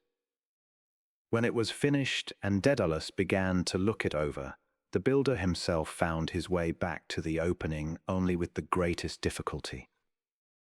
The Minotaur was kept in the very center of this labyrinth, its food being 7 youths and 7 maidens sent to it periodically from Athens. In the meantime, Daedalus began to weary of his long banishment from home. It vexed him that he must spend his life upon an island exposed to caprices of a tyrannical and cruel king. After long consideration, he at last joyfully exclaimed, "I have found the way to escape. Minos may be master of land and water, but the sky is free to me. He has no power over that. Through the air I will escape." No sooner said than done. He began by arranging bird feathers of different sizes in regular order. These feathers he fastened in the middle with waxed linen cords. He then bent the joined feathers in such perfect curves that they clearly resembled wings. Daedalus had a boy named Icarus, who stood by him and eagerly meddled, childlike, with his father's work. All of a sudden he took some of the feathers and deftly kneaded the wax, which his father had been using, with his thumb and forefinger. The father smiled at the unassisted exertions of the child. After his work was finished, Daedalus fastened the wings to his body, balanced them equally, and sailed through the air as lightly as a bird. Then, descending to earth, he constructed a smaller pair for his son and instructed him how to use them. "Always fly, my dear son, in the middle course," he said. "If you fly too low, your wings may become so dampened by the sea air that they will grow heavy, and you may fall into the waves. And if you mount too high and go too near the sunbeams, your feathers may suddenly take fire. Fly between sea and sky and always follow in my course." After these warnings, Daedalus fastened his wings on Icarus' shoulders, though the old man's hands trembled as he did so, and anxious tears dropped upon them. He then embraced his son and kissed him for the last time. The two rose in air. The father led the way, flying as natural as a bird. He moved his wings easily and skillfully, and from time to time looked back to see how his son was succeeding. They soon passed the island of Samos at the left and flew by the islands of Delos and Paros. Several other localities were left behind them when suddenly Icarus, who had grown overconfident, forsook his paternal guide to reach a higher altitude. He soon encountered the danger his father predicted. The proximity of the sun weakened the wax which held his wings together, and they became detached from his shoulders. The unfortunate youth tried to keep in air with his bare arms, but was in vain, and he suddenly plunged downwards with the name of his father on his lips. But before he could call for help, he sank in the sea's blue depths. It all happened so quickly that Daedalus, when he looked back for his son, could see nothing of him. "Icarus, Icarus," he shouted in the vacant sky, "where and in what region of air shall I seek thee?" At last he cast an anxious glance downward and saw the feathers floating on the water. He descended and wandered from shore to shore, seeking the body of his unfortunate child, and at last found it. The murder of Talos was avenged. The despairing father attended to the burial of his son, upon an island which in lasting memory of the tragic event is called Icaria. After Daedalus had buried his son, he went to the large island of Sicily, where King Cocalus ruled. He met with the same hospitable reception which Minos once extended to him, and his skill created universal astonishment. He constructed an artificial lake, from which issued a broad river emptying into the neighboring sea. Upon a barren and almost insurmountable cliff, which had hardly room for a couple of trees, he built a strong fortress approached by a winding way, which could be defended by 3 or 4 men. King Cocalus used this impregnable castle as a storehouse for his treasures. The third work of Daedalus was a deep cavern on the island of Sicily. Here he overcame the reek of internal fires so skillfully that a visit to the cavern, which was usually so damp, became as agreeable as if it were a mildly warmed room and the body experienced a gentle perspiration without being overheated. He also enlarged the temple of Aphrodite, Venus, upon Mount Eryx and dedicated to the goddess a golden honeycomb so skillfully made that it was difficult to tell it from a real one. When King Minos, whose island Daedalus forsook, learned that he had fled to Sicily, he resolved to follow him with a strong force. He organized a fleet and set out from Crete to Agrigentum. There he disembarked his troops and sent messengers to King Cocalus, demanding the surrender of the fugitive. But Cocalus was enraged at this invasion by a foreign tyrant and determined to find some way of destroying him. He pretended to consent, promised to comply with his wishes in every way, and invited him to an interview. Minos came and was received by Cocalus with the greatest hospitality. A warm bath was prepared to relieve him of fatigue, but when he sat in the tub, it was so soon overheated that Minos was suffocated. The king sent his body to the Cretans who came with him, informing them that Minos had slipped and fallen into the hot water in the tub. Minos was taken with great pomp by his warriors to Agrigentum, and above his grave a temple of Venus was built. Daedalus remained in the continuous favor of Cocalus, educated many famous artists, and was the founder of art in Sicily.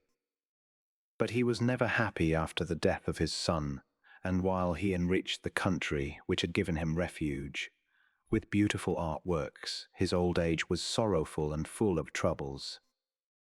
He died on the island and was buried there. Chapter 16, Philemon and Baucis. Upon a hill in the land of Phrygia stands a 1,000-year-old oak, and close by it a linden of the same age, both surrounded by a low wall. Many a wreath has been hung upon the boughs of the neighborly pair. Not far from them extends a swampy lake into which empties a shallow stream. Where in former times people dwelt, now only herons and ducks rove about. Once Father Zeus came to this spot with his son Hermes carrying only his wand, but not his winged cap. They were seeking hospitality in human form. They knocked at 1,000 doors praying shelter for the night. But the people were so disobliging that the heavenly visitants could not anywhere find lodging. At the end of the village was a hut, humble and small, covered with straw and rushes. In this poor house lived a happy couple, honest Philemon and Baucis, his wife, of the same age. They had spent their joyous youth together there, and there they had grown white-haired. They made no complaint of their poverty, but quietly bore their hard lot, united in love, and although childless, they were content in the mean little house, which they alone occupied together. As the high deities approached this humble roof and entered the low passageway with bowed heads, the honest couple met them with a hearty greeting. The old man placed seats for them, and Baucis, clad in a coarse dress, begged them to rest themselves. The little mother busied herself about the hearth, stirred up the ashes, piled up dry leaves and brushwood, and kindled a fire. Then she brought split wood and placed it under the little kettle hanging over the fire.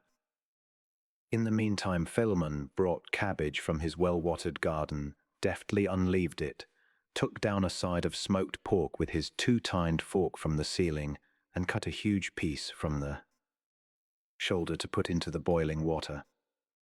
That the time not seem too long to the strangers, they exerted themselves to entertain them with light conversation.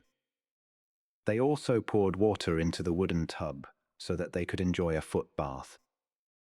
Smiling in a friendly way, the gods accepted these proffers, and while they were stretching their feet comfortably in the water, their gracious host prepared the couch bed, which stood in the middle of the room. The cushions were stuffed with rushes, and the feet and frame were made of woven willow. Philemon brought carpetings which were only kept for feast days. How old and poor they were, and the divine guests prepared to enjoy the meal which was now ready. The little mother, in her neat apron, placed with trembling hands the three-legged table before the couch, and as it would not stand very securely, she raised it slightly by placing something under it. Then she rubbed the plates with fresh mint, and food was set before them.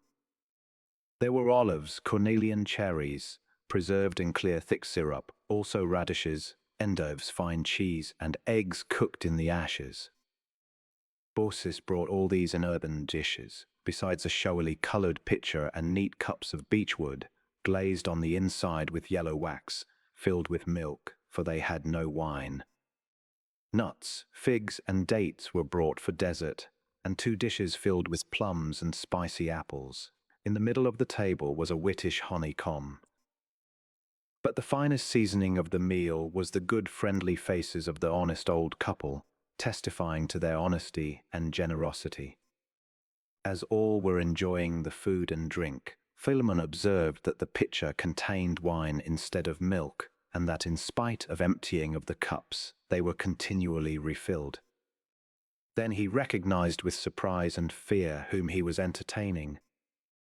In distress he flew to his old companion, with upraised arms and downcast eyes, and implored her to know what they should offer to their heavenly guests.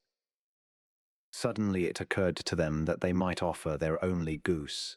Both ran out, but the goose was faster than they. Hissing and flapping its wings, it ran here and there, outdistancing the old people. Finally it ran into the house and crouched behind the guests, as if seeking divine protection. And it did not seek in vain.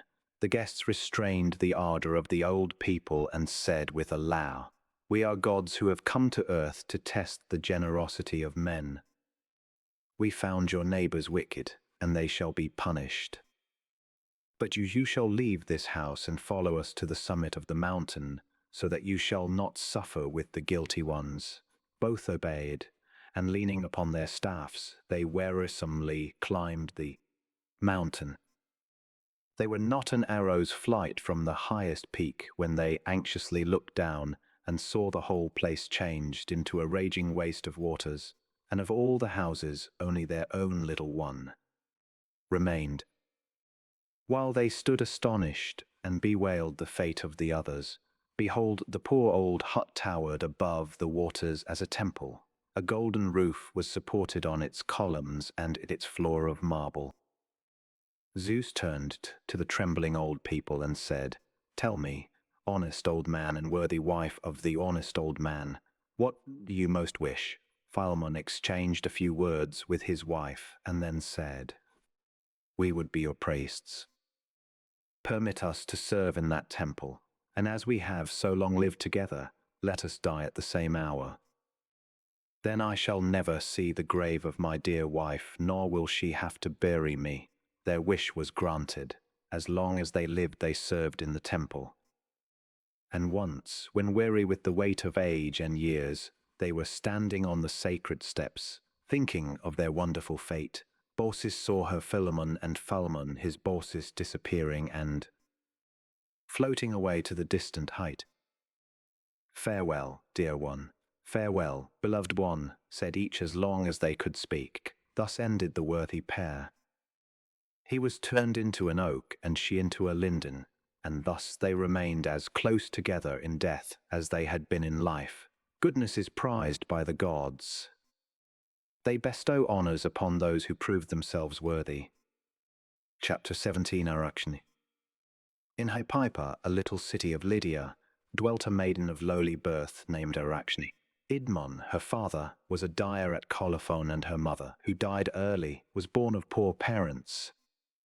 The name of Arachne was famous in Lydia, for she surpassed all human women in skill and industry in weaving. The nymphs of the vine-clad mountain of Tmolus and of the river Pactolus came to her poor cottage to watch her work. Never were skill and grace more closely united.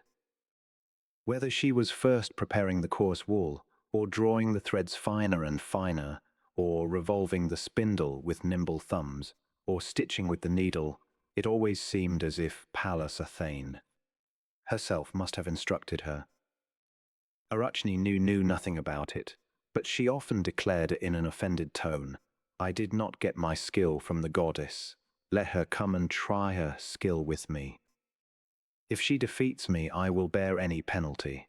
Athene was very angry when she heard this boast, assumed the form of a little old woman, covered her brow with grey hair, and leaning for support upon a staff, came to Arachne's cottage, and thus began. The years bring experience to grey old age. Therefore despise not my advice. Seek for the glory of surpassing all mortals with your skill, but meekly submit to the gods. Implore pardon for your haughty words, and all will be forgiven you. Arachne's countenance darkened, and she angrily replied, Thou art foolish, old one. The burden of the years has weakened thy senses. It is not good to live long. Preach such silliness to thy daughter. I need none of thy advice and spurn thy admonitions. Why does not Pallas herself come? Why does she avoid the trial with me? The goddess could not longer restrain herself. She is here now, she cried, as she threw off her disguise and stood before her in her own image. The nymphs and the Lydian women who were present fell humbly at her feet, but Arachne did not tremble. A fleeting blush reddened her face, and she resolutely adhered to her purpose. Urged on by her foolish vanity, she exposed herself to the penalty of which she had been warned. The daughter of Zeus lost no time in further attempts to dissuade her, but undertook the trial. Seating themselves, the weaving began. Purple and 1,000 other colors, distracting to eyes not used to them, were skillfully woven together. Threads of gold ran through the webs, and wonderful pictures astonished the eyes of the spectators. Athene fashioned the cliffs of the Athenian mount and their contest with the sea god for possession of the land. 12 gods with Zeus in the center sat there, serious and dignified.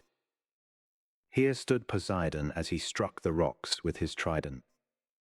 There appeared the goddess herself, the divine artist, armed with shield and lance, her helmet on her head, the terrible aegis on her breast, teaching men for the first time the culture of the olive tree, and causing it to spring from the unfruitful earth with the point of her spear. Thus Athene wove her own victory in the web. In the 4 corners she worked 4 examples of human pride, which have tragic results from the vengeance of the gods. In the first corner were the Thracian king Hermes and his wife Rhodope, who called themselves Zeus and Hera, and were changed into mountain peaks. In another corner was the unhappy mother of the Pygmy, who, overcome by Hera, was changed to a crane and fought her own children. In the 3rd corner was Antigone, the charming daughter of Laomedon, who was so proud of her beauty and her tresses that she likened herself to Hera. The goddess changed her tresses to snakes which bit and tormented her until Zeus, pitying her, turned her into a stork. In the last palace pictured Aeneas, weeping over the fate of his daughter, who because of her pride was changed by Hera to a stone step before one of her temples. All these pictures Athene wove and surrounded them with a wreath of olive leaves. Arachne wove in her web many pictures illustrating the disreputable actions of Zeus and surrounded them with a wreath of ivy and blossoms. When she had finished her work, Athene could not find fault with the skill of the maiden, but she was enraged with the sacrilege of the weaver. She suddenly tore the web to pieces and struck the maiden 3 times on the forehead with the spindle which she held in her hand. The unfortunate one could not endure this. Madness seized her, and she hanged herself with a rope. As she was suspended in the air, the goddess had compassion upon her and said, Live, but hang there, thou audacious one. And so shall thy whole race to the latest generation be punished. With these words she sprinkled Arachne with a few magic drops and went away.